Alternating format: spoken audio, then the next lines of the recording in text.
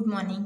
નિવસન તંત્ર ઇકોસિસ્ટમમાં આપણે આગળ વધીએ તો ઉત્પાદકતાની વાત કરીશું. આજે ઉત્પાદકતા પ્રોડક્ટિવિટી એક્ઝામની અંદર પૂછાય છે. 2 માર્ક્સમાં 3 માર્ક્સમાં પૂછાય એવો ક્વેશ્ચન છે આ ઉત્પાદકતા.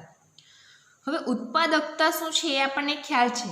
ઉત્પાદકતા એટલે કે સૂર્યપ્રકાશની હાજરીમાં જે વનસ્પતિઓ ખોરાક બનાવશે, એટલે કે જે બધી વનસ્પતિઓ કે પછી લીલની વાત કરીએ, બધી શું છે ઉત્પાદકતામાં સમાવેશ થશે. તો પ્રકાશ સંશ્લેષણ દરમિયાન વનસ્પતિઓ દ્વારા ચોક્કસ સમયે પ્રતિ એકમ વિસ્તારમાં ઉત્પન્ન થતા જીવભર કે કાર્બનિક પદાર્થોની માત્રાને શું કહેવામાં આવશે? પ્રાથમિક ઉત્પાદકતા કહેવાશે. એને શું કહેવામાં આવશે? પ્રાથમિક ઉત્પાદકતા. બરોબર છે. શું? પ્રકાશ સંશ્લેષણ દરમિયાન વનસ્પતિઓ દ્વારા ચોક્કસ સમયે પ્રતિ એકમ વિસ્તારમાં ઉત્પન્ન થતા જીવભર કે કાર્બનિક પદાર્થોની માત્રાને પ્રાથમિક ઉત્પાદકતા કીધું છે. જોયું? શું કીધું? પ્રાથમિક ઉત્પાદકતા કીધું. જે વજન કે ઉર્જાના સ્વરૂપે વ્યક્ત કરાય છે. ગ્રામની વાત કરે છે, વજન છે, તો જો ઉર્જા હોય તો કિલો કેલરી પર મીટર સ્વરૂપે વ્યક્ત કરાય છે. તો આ વાત થઈ પ્રાથમિક ઉત્પાદકતા. જીવભરના ઉત્પાદનની માત્રાને શું કહેવામાં આવશે? ઉત્પાદકતા. જેની વાત કરીએ તો પ્રાથમિક ઉત્પાદકતા જે 2 પ્રકાર પડશે એના: કુલ પ્રાથમિક ઉત્પાદકતા અને વાસ્તવિક પ્રાથમિક ઉત્પાદકતા. પ્રાથમિક ઉત્પાદકતા 2 વિભાગમાં વિભાજિત થશે: કુલ પ્રાથમિક ઉત્પાદકતા, વાસ્તવિક પ્રાથમિક ઉત્પાદકતા. અહીં ખાસ સમજી લેજો, કુલ પ્રાથમિક ઉત્પાદકતા ગ્રોસ પ્રાઇમરી પ્રોડક્શન. કુલ પ્રાથમિક ઉત્પાદકતા ઇંગ્લિશમાં શું કહેવાશે? Gross primary production, GPP. Full form પૂછાય છે એક્ઝામની અંદર, તો આપણે ધ્યાન રાખીશું G gross, P primary production. એ જ રીતના વાસ્તવિક પ્રાથમિક ઉત્પાદકતા net primary production, NPP. Okay, GPP, NPP. Gross primary production, કુલ પ્રાથમિક ઉત્પાદકતા, નેટ પ્રાઇમરી પ્રોડક્શન, વાસ્તવિક પ્રાથમિક ઉત્પાદકતા. તો આ 2 જે છે પ્રાથમિક ઉત્પાદકતા, એના પ્રકાર કહી શકાશે. પ્રકાશ સંશ્લેષણ દરમિયાન કાર્બનિક પદાર્થોના ઉત્પાદનનો દર એ એક નિવસન તંત્રની કુલ પ્રાથમિક ઉત્પાદકતા છે. શું કીધેલું છે? જે સૂર્યપ્રકાશની હાજરીમાં જે વનસ્પતિ પ્રકાશ સંશ્લેષણ કરશે અને કાર્બનિક પદાર્થોનો જે ઉત્પન્ન કરશે, તો એને શું કહેવાશે? કુલ પ્રાથમિક ઉત્પાદકતા.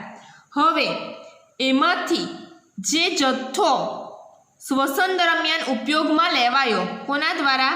વનસ્પતિ દ્વારા. બરાબર છે. તો જે ઉપયોગમાં લેવાયો તેને બાદ કરીને જે બચેલી જે ઉત્પાદકતા છે, તો તેને શું કહેવામાં આવશે? વાસ્તવિક પ્રાથમિક ઉત્પાદકતા કહેવાશે. ફરીથી એક વખત સમજાવું છું તમને લોકોને. વનસ્પતિ જે પ્રકાશ સંશ્લેષણ કરીને જે ઉત્પાદકતા મેળવી, એટલે કે કાર્બનિક પદાર્થોનું જે ઉત્પાદનનો દર, તો એને શું કહેવામાં આવે છે? પ્રાથમિક ઉત્પાદકતા. ઉત્પન્ન થઈ ગયું, બરોબર છે. હવે એમાંથી પોતે વનસ્પતિ પોતાના માટે અમુક જથ્થો વાપરશે. એટલે એવું કહી શકાય. કઈ રીતનો જથ્થો વાપરશે?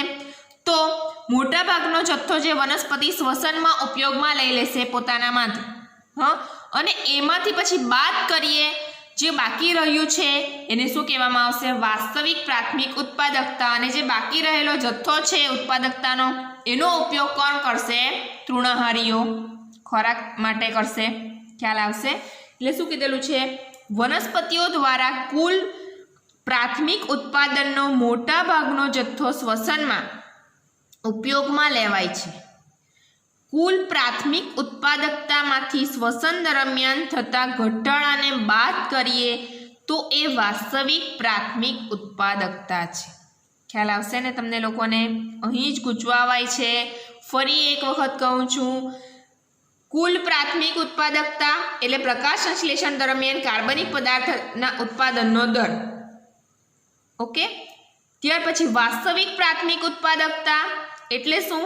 વનસ્પતિએ હવે પોતે શ્વસન દરમિયાન અમુક જથ્થો વાપર્યો અને એને બાદ કરતાં જે બચેલો જથ્થો છે તો એને શું કહેવામાં આવશે? વાસ્તવિક પ્રાથમિક ઉત્પાદકતા. ઓકે, તો સૂત્ર છે GPP minus R is equal to NPP. Gross primary production minus R એટલે કે જે જથ્થો વાપર્યો છે શ્વસન દરમિયાન એટલે માઇનસ આર, એમાંથી જે બચેલું જે એનપીપી. એટલે વાસ્તવિક પ્રાથમિક ઉત્પાદકતા એ વિષમપોષીઓ એટલે કે કોણ? તૃણાહારીઓ અને વિઘટકો ના વપરાશ માટે ઉપલબ્ધ જૈવભાર છે. એવું જ થયું ને? એનપીપી નેટ પ્રાઇમરી પ્રોડક્શન જે છે વાસ્તવિક પ્રાથમિક ઉત્પાદકતા, જે હવે એનો ઉપયોગ કોણ કરશે ખોરાક તરીકે?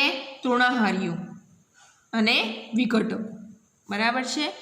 તો આ ખાસ ધ્યાનમાં રાખવાનું છે. આ શેની વાત થઈ? પ્રાથમિક ઉત્પાદકો.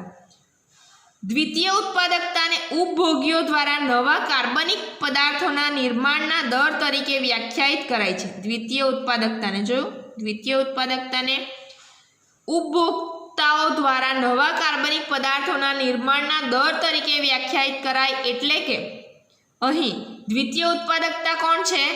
તૃણાહારીઓ. તૃણાહારીનો ખોરાક તરીકે ઉપયોગ કોણ કરશે? માંસાહારીઓ. ખ્યાલ આવશે? તો તૃણાહારીને ખોરાક તરીકે ઉપયોગ કરશે માંસાહારીઓ. તો તૃણાહારીઓની અંદર જે જથ્થો છે એ આગળ ઉપભોક્તાઓ દ્વારા નવા કાર્બનિક પદાર્થોના નિર્માણ દર તરીકે વ્યાખ્યાયિત કરાય છે. એટલે ઉત્પાદકતાની વાત કરીએ, જે આપણે શીખ્યા ઉત્પાદકતા, જેના બે પ્રકાર છે: પ્રાથમિક ઉત્પાદકતા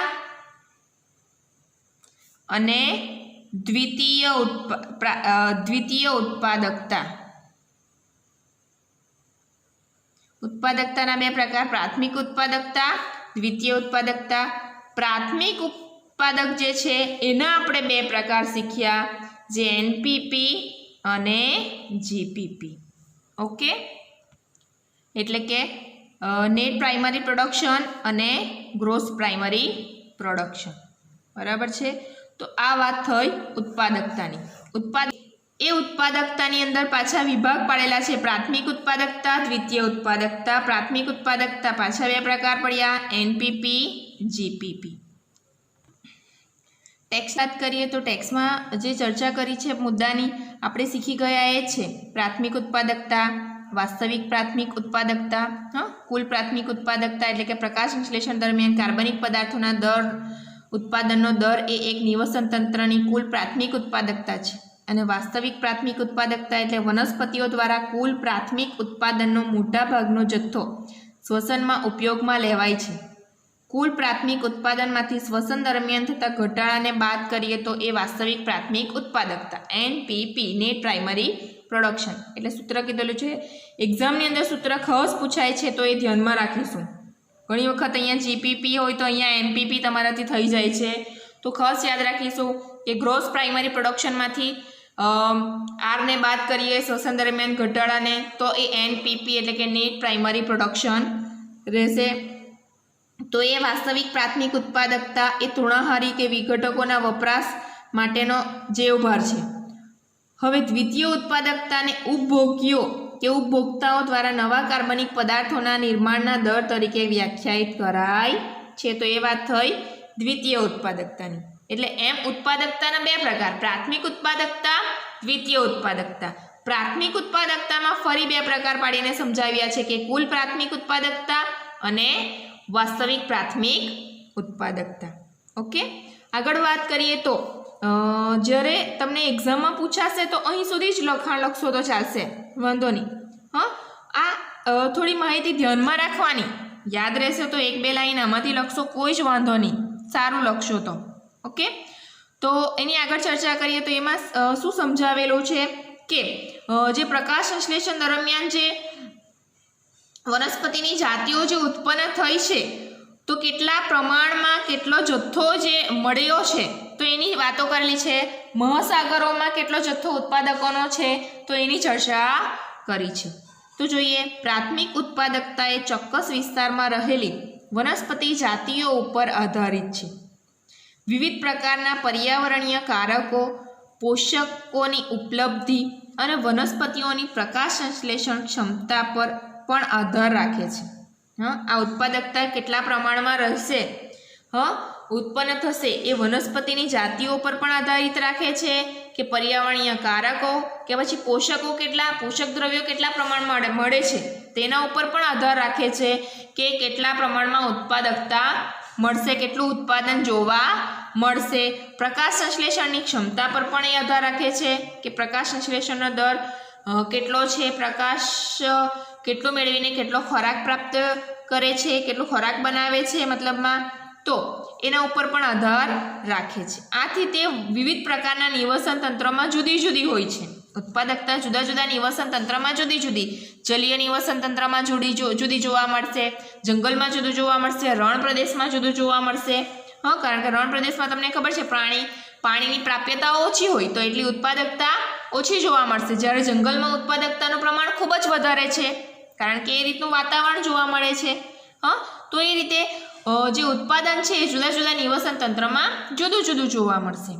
સમગ્ર જીવાવરણની વાર્ષિક વાસ્તવિક પ્રાથમિક ઉત્પાદકતા એ કાર્બનિક પદાર્થના અંદાજિત 170 બિલિયન ટન, શુષ્ક વજનની વાત કરેલી છે એટલું 170 બિલિયન ટન આંકવામાં આવે છે, જે પૈકી પૃથ્વીની સપાટીનો લગભગ 70% ભાગ મહાસાગરો દ્વારા રોકાયેલો છે.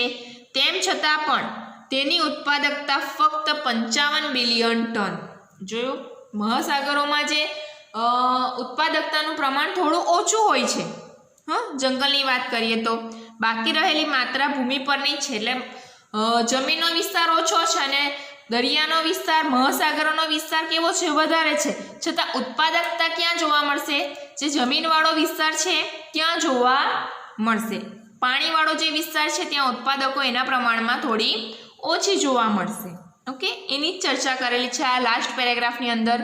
તો આ માપ જે છે ફક્ત એક વખત ધ્યાનમાં રાખીશું. કોઈક વખત એમસીક્યુમાં પૂછાય છે, બહુ રેર કેસમાં. બાકી મોસ્ટ ઇમ્પોર્ટન્ટ તો આ આગળની જે ચર્ચા કરી છે એ જ ઉત્પાદકતા. ફરી એક વખત કહું છું, જો વીકલી ટેસ્ટ લઈએ છીએ તો વીકલી ટેસ્ટની અંદર પણ ઇમ્પોર્ટન્ટ છે, ટર્મિનલની એક્ઝામ હોય તો ટર્મિનલની એક્ઝામની અંદર પણ ઇમ્પોર્ટન્ટ છે. એટલો આ અગત્યનો ટોપિક છે. ઓકે, તો ખાસ ધ્યાનમાં રાખીશું રાઇટિંગ પ્રેક્ટિસ સાથે આ ટોપિક જે છે જ્યારે તમે આ વિડીયો લેક્ચર જોશો તરત રેડી કરી જ નાખજો. ઓકે, તો હવે નેક્સ્ટ વિડીયો લેક્ચરની અંદર આપણે આગળનો ટોપિક જોશું વિઘટન, ડિકમ્પોઝિશન.